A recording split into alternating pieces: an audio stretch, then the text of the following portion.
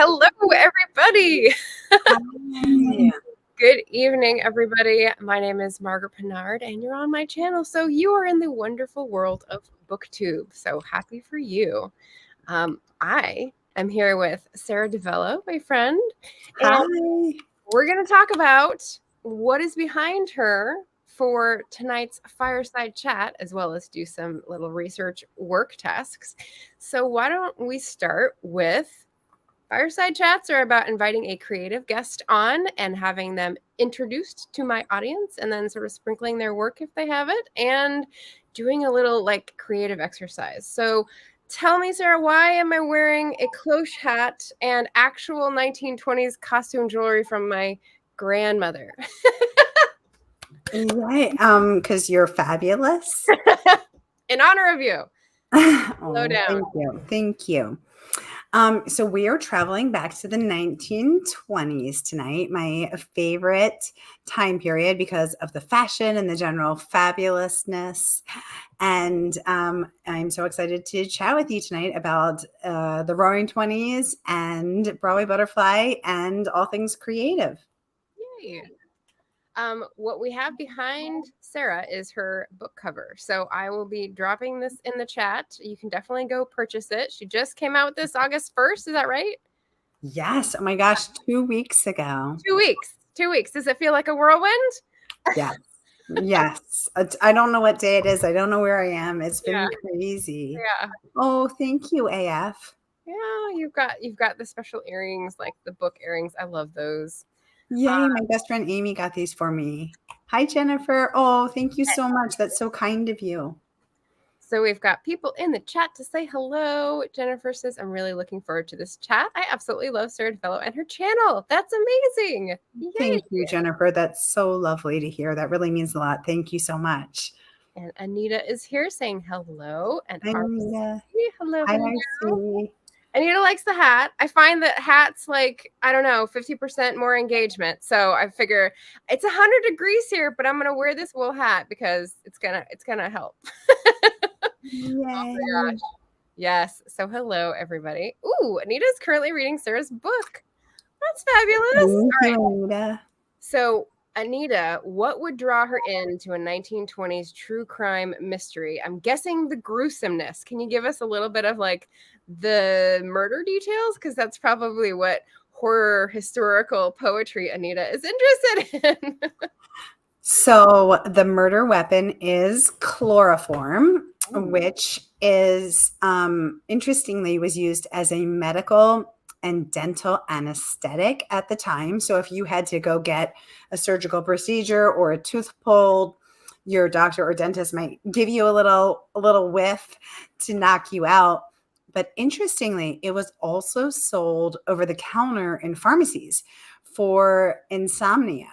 So if you were having trouble sleeping, you could just go to your local CVS or Walgreens or the equivalent thereof and grab a bottle off the shelf and, inhale some to help you sleep, but not too much to kill you. Right. And it's kind of crazy that something so toxic and dangerous was sold so casually. Right. It's like when they were still testing out what the right dosages are and stuff. Actually, I just finished a book called The Mad Women's Ball, and I reviewed that earlier today on my Wednesday wrap up. That is about women who were shut up in a lunatic asylum in Paris in the 1880s, and they got chloroform to like calm them down from fits when they were being unruly. So, What year was that? 1885. So earlier, like more dangerous, perhaps, like, wow. Yeah.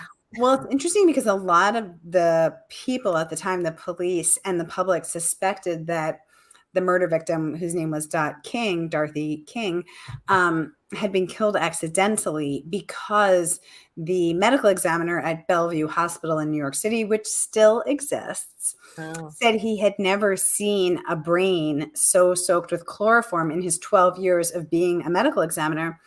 And it was so much more than would have been needed to kill someone, and certainly much more than would have been required to knock her unconscious. So the thought was that the person was a novice, was new to the sport. Oh, well, they can be forgiven a few mistakes then. Like, ugh. I mean, You learn along the way how much is too much. Right. All right. So that's the true crime that happened. And then how did you like fictionalize? How much did you fictionalize? I was wondering if this is going to be like a Gone in the Dark situation where you're like waiting for someone to come along and solve it from the clues that you've brought up to light. I mean, I think I know who did it, and I think I provide enough evidence. Booklist said I provide enough evidence for readers to draw their own conclusions, which was exactly what I wanted to do. Because I think part of the fun, or at least most of the fun for me, of reading mysteries is the chance to get to play detective, right? Like I grew up on Nancy Drew. I want to be Nancy Drew. I want to be Sherlock. Like I want to, grab my magnifying glass and my my detective hat and badge and get on the case. So I wanted readers to have the chance to solve it as well.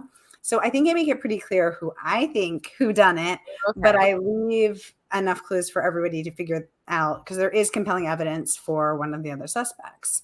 So I think, that was the goal. Okay. And did I just answer your whole question, or was there? I feel like there was a part 2 I wanted to get to. Oh, thank you, Jennifer. Oh my gosh, I don't think I noticed. That's so exciting. Thank you. Oh, it had me at 1920s crime novel. Okay, there you go. Victoria Talks Writing also here. Hello, my dear.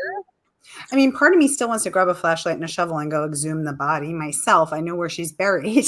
Like, does DNA last that long? It should. Right. So, yeah. I think you can get arrested for that, but the whole what's that called? Trespassing and I don't know, not a forensic body.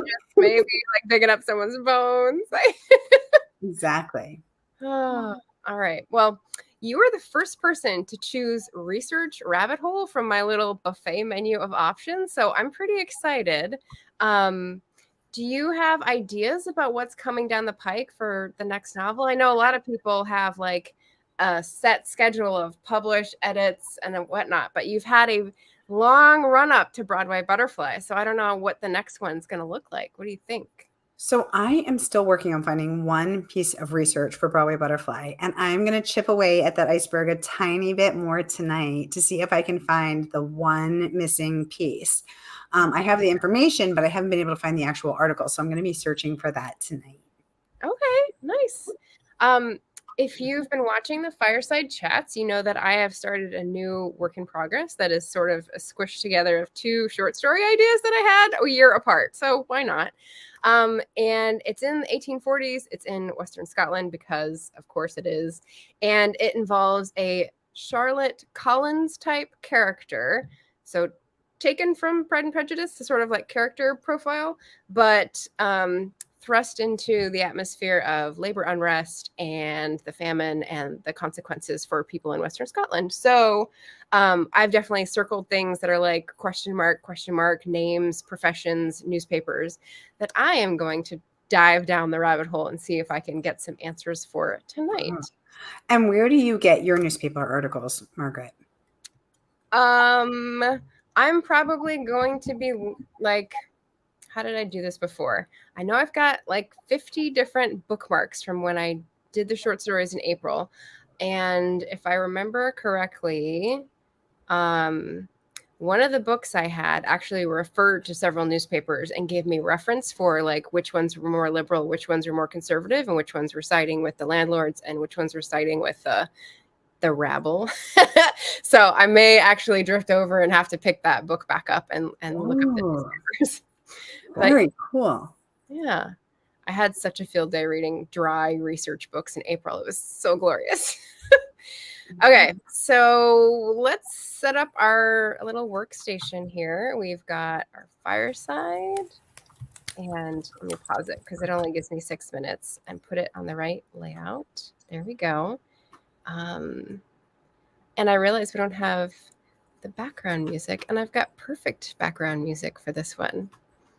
I'll drop it low, but like I didn't know you could stream music. That's so exciting. I mean, I heard it on your ID one. Yeah, but let me. Is this good? Yes. You know what it's called? Ratatouille's Kitchen. I don't know. It's free YouTube music that won't get me a copyright strike. So there we go. Anyone who's interested. Okay, so let's put a timer on here and look for. Did you want to do 2 rounds of like 15 and then stop and sort of? Yeah, Okay. perfect. 26. And the crackling of the fire, of course. Okay, so good luck. We'll see what we find. And, you know, if we don't find what we need, we just have to keep searching. That's the life of an author. I love it. Yeah. Okay, I'll mute myself so that I don't give you any weird noises. And see you in 15. Happy writing.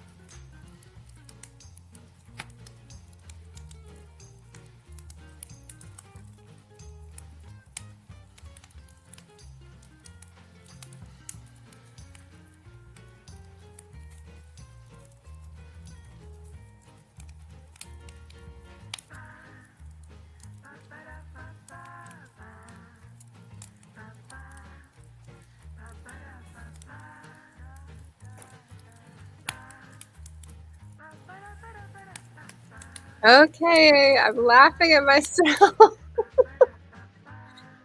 My last comment as we come back here. This is hard. Okay, so how did you do? What did you work on? What did you find? I went about 16 different directions and ended up going nowhere. I think, research is just really hard and it's incredibly time consuming. And I think that's something I always forget is it can take, days or hours or weeks even to find that one little nugget that's going to open the whole thing up for you, or that is just a detail that you need. And it's something I always forget. And it's reminding me, I'm reminded of it once again tonight as I also search fruitlessly. Yeah. So I'm trying to, like I said, weave together 2 short story ideas. I've got like the character and the situation that I can move actually, because some of the events happen in the 1840s and some of the events happen in the 1880s. And if I want to use the actual events and like be referencing actual things, then I should keep it consistent and like change the character's situation rather than try to find things that are happening in that different time period. Because that's going to be harder. So I could do a dual timeline, or I could pick one. I love a dual timeline. Oh. But that is harder.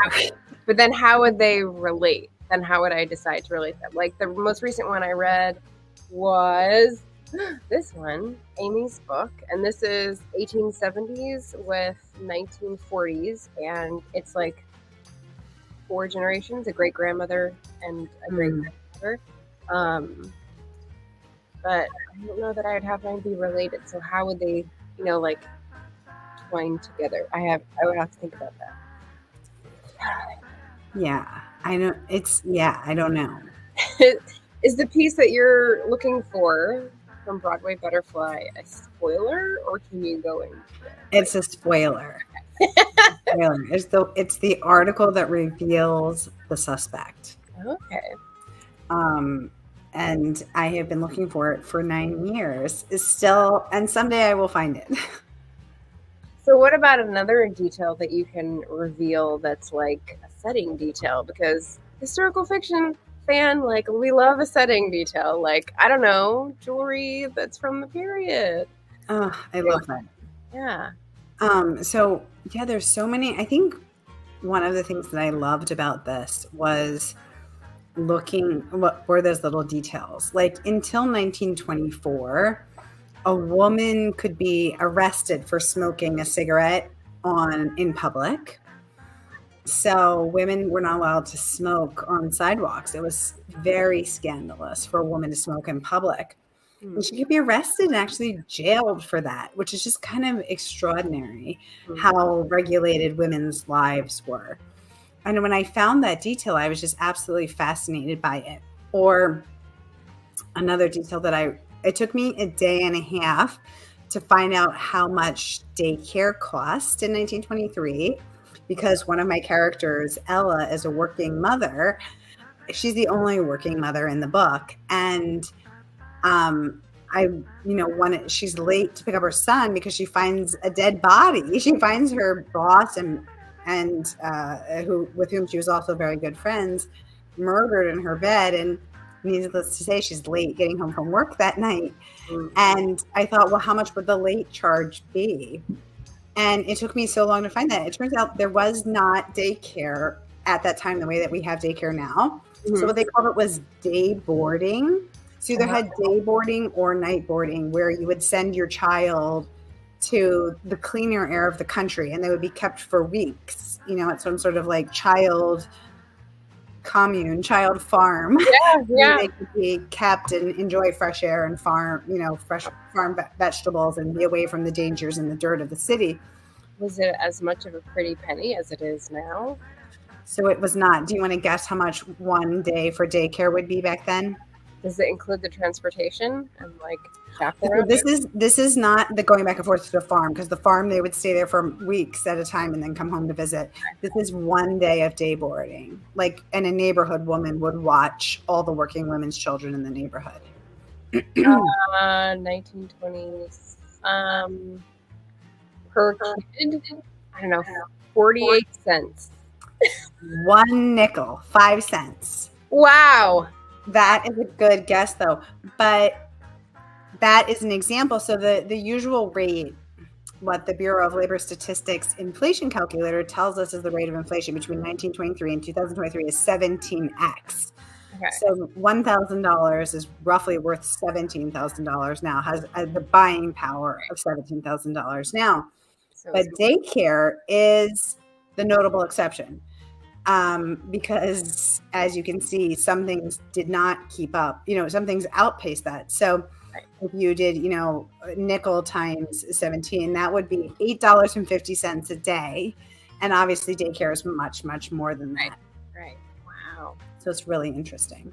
Gosh. Okay. So you're now in the category of author that hunts down the numerical details, which I have to say I have elected not to do in some cases because I can't find it. And I just go, you know what? It's in this neighborhood. That'll give the right mood.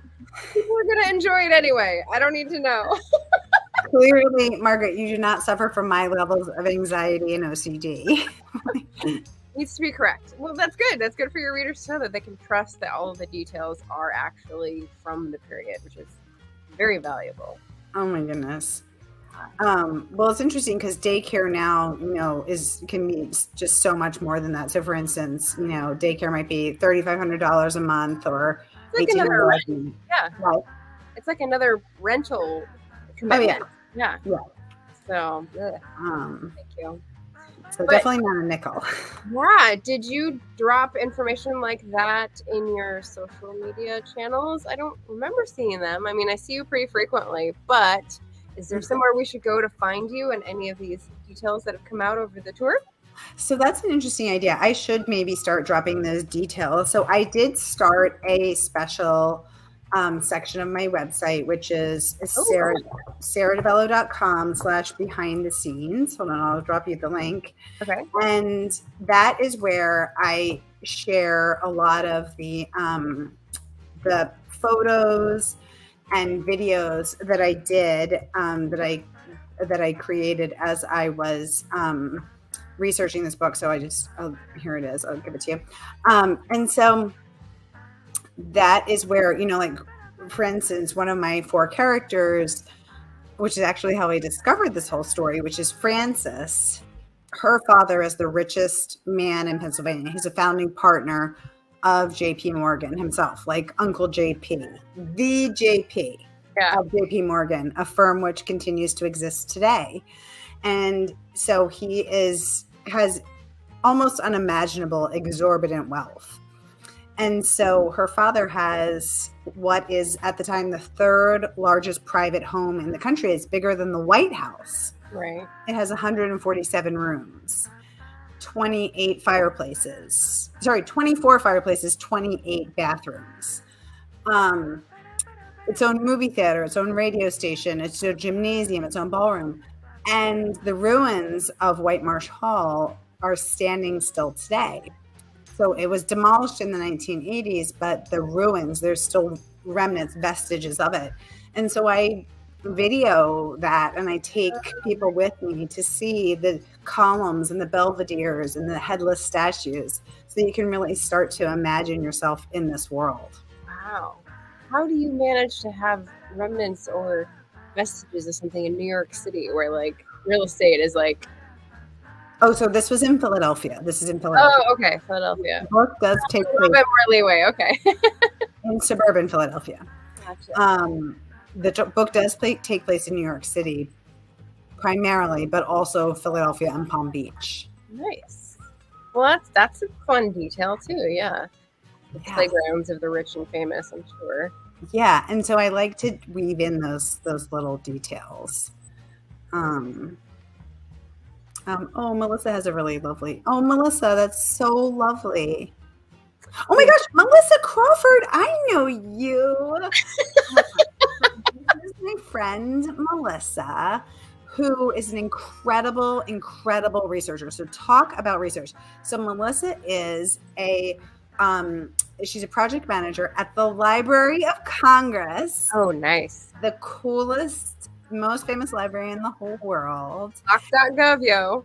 And Melissa is also a writer, and she's also been working on her book for about as long as I've been working on my book. And I won't share too much, but I'm so excited for her to finish her book and to read it, and for all of you to read it, because it's such an incredible, incredible, also true story. So she's one of us. She's a crime genre?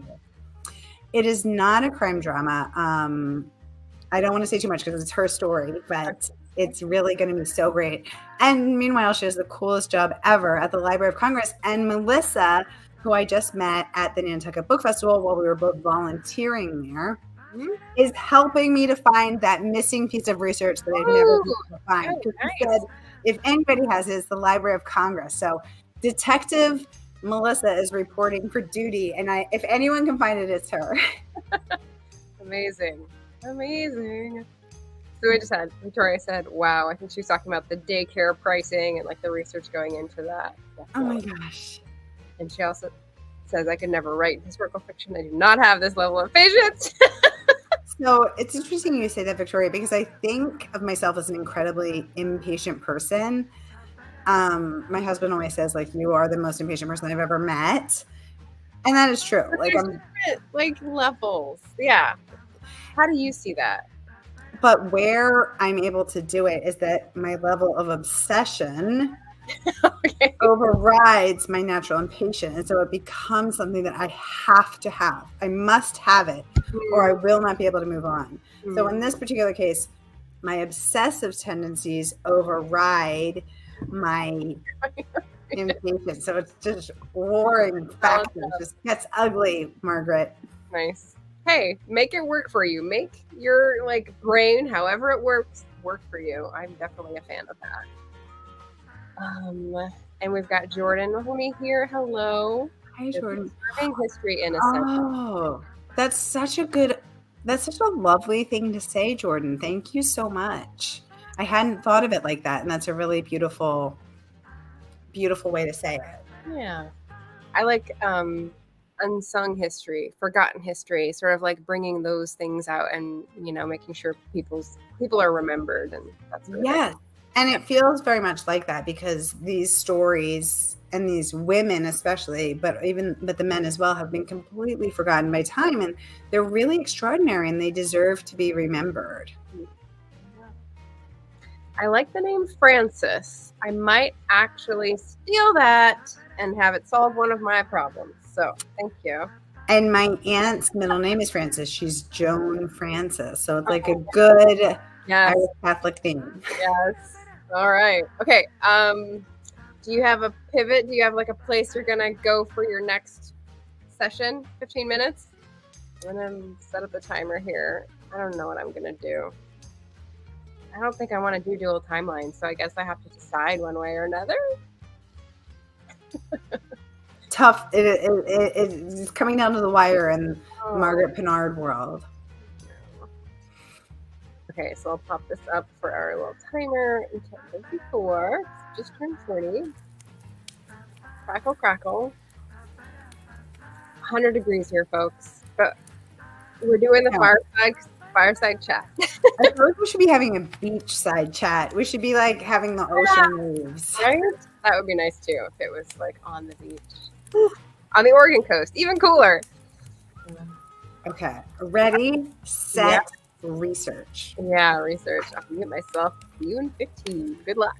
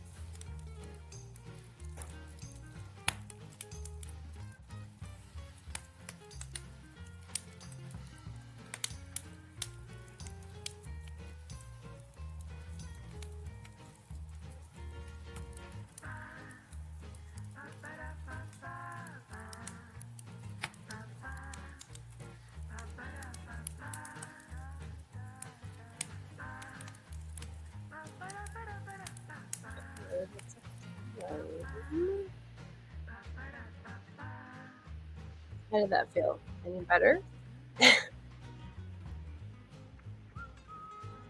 Oh, you're still muted. Pretty much the same. Slow going. Oh my gosh, Melissa definitely has all the JSTOR now access. I think Melissa's power of access is probably actually unlimited. Right. She probably has it all at her tiny yet powerful fingertips. Yeah.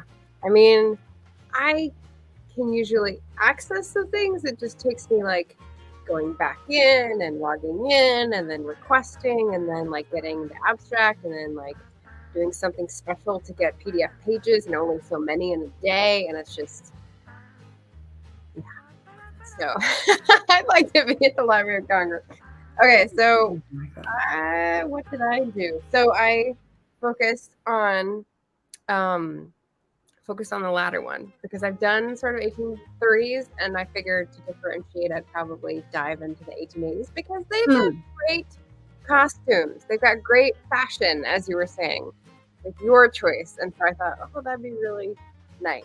So 1880s Western Scotland is when they're doing the Napier Commission, which is someone who is big and fancy with like a sir in front of his name. He was in charge so that there would have legitimacy to this commission. They went out and inspected the conditions of small farmers, basically, and like how they were living, what they were living on, what resources they had, and why it wasn't working after this, hardened campaign of driving them off their land. So, yeah, so I've got interesting things like reports between people who were agents of the Napier Commission. And one of the short stories that I had done was like Captain Cole, who's an actual person, writing to his fiance, who's fictional, like kind of trying not to overflow with emotion at all the stuff that he's seeing and being polite and like a bourgeois gentleman like he is, but also kind of, wow, there's some real stuff out here and like not being able to say anything about it. So I do like being in that 1880s space. So that would preclude using him, but I'm sure there's other people who went out to do the same job, basically inspect before the Land Act and like the stuff that came out in the 1880s. Anyway, I'm doing both things and getting myself confused again because I dove back in. The details are so engrossing. We had a question come up. Did you see Todd's question? I can't answer this because I haven't read any Daphne du Maurier. Got 2 on my shelf. He says, are you a Daphne du Maurier fan? And if so, what's your favorite book of hers? I would have thought you were a huge Daphne du Maurier. I know. I haven't. She's on my list. I have 2 of her books on my shelf. I just haven't got it. 2 do you have on your shelf? One is actually called Hungry Hill, which is set in Ireland before her more famous works. And the other one, actually, I think I just got rid of a play version of Rebecca because that was like weird. And it's not Rebecca. It's another strange, like secondary one. I don't have Rebecca. I know. What do you think? Is she the master of suspense? And like Margaret, I have to confess something. What? I've never read her either. Oh, good. We're in the same boat. Oh my gosh. Okay. So she is also on my list. I need to read her. I don't know why I haven't. I can only plead insane busyness. Yeah. But I need to read her. She's a legend. Yeah. I could look up what I have on Storygraph, but I'll hold off. Like the other one, I know it's on the tip of my tongue. It's not. I'm surprised I remembered Hungry Hill because that is not a very famous title, but I had it in my TBR for the Irish Readathon in March, so that's why it's like in my head. Well, sorry, Todd, to disappoint you. Maybe you can give us. Well, let's throw it back to Todd. Todd, what's your favorite? Yes, give us a recommendation. Where should we start? I know she's amazing. Yeah. And all the adaptations and dramatizations of her work are always fun to visit as well. Exactly. I just watched the recent one of Rebecca on Netflix. and I thought it was really good. Yeah. You watched the movie without reading the book, so it's spoiled. Rebecca. I always watch the movie first because the book is always better. Oh, well but then you're spoiled. Like, the plot is spoiled.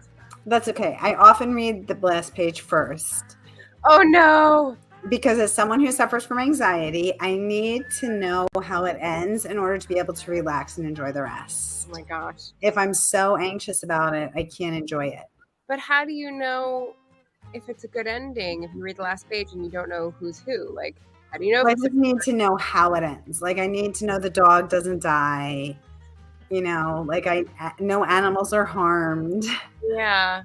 I often read the last page first, and that allows me to relax and enjoy the rest of the book in a much deeper and calmer way.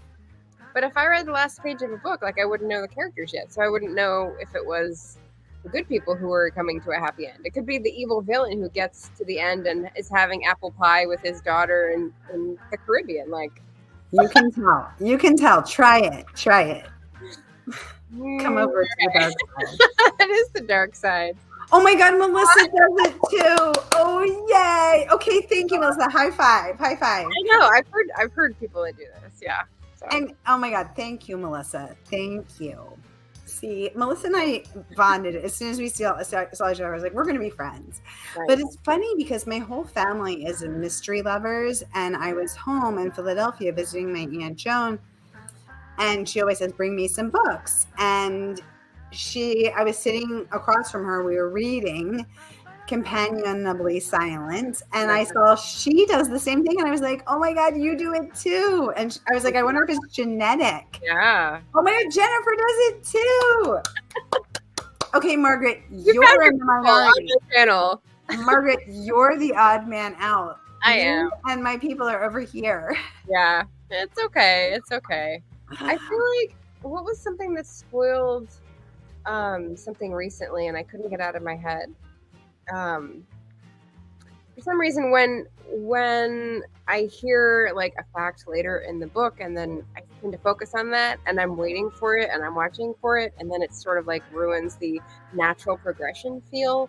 So if I had that, I think it would probably annoy me. But okay, so you will love her, and I would say Rebecca is a top one. I too have Hungry Hill, but have yet to dive in. I will very soon. Yeah.